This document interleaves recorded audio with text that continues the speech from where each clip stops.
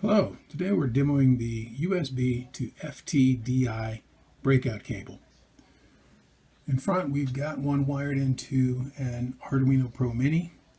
You can also use it for this particular ESP model. You can use it for, as I said in a previous video, the ESP Cam, because neither of those devices has a USB port.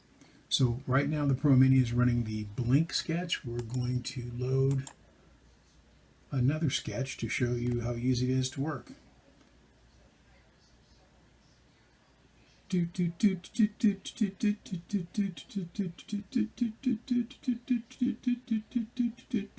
And here we go.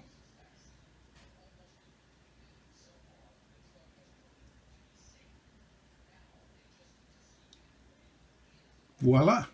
Thanks for watching. Don't forget to click the link at the bottom so you can get one of these for yourself.